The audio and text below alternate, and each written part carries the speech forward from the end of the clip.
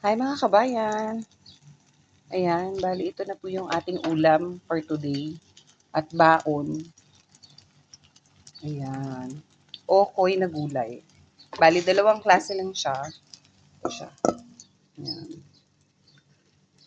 Kalabasa at sweet potato. Ayan. Tapos tagkalahati lang siya.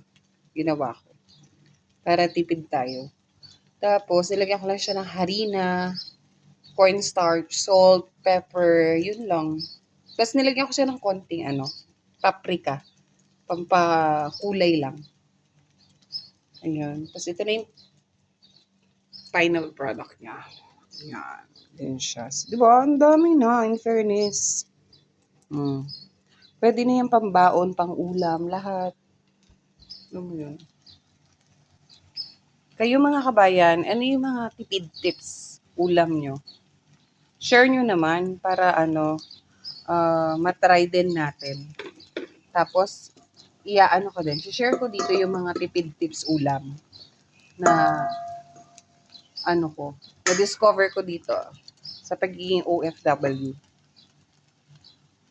May mga ulam kasi akong na-try na, ay, pwede pala yun. Pwede na pala. Yung mga ganun.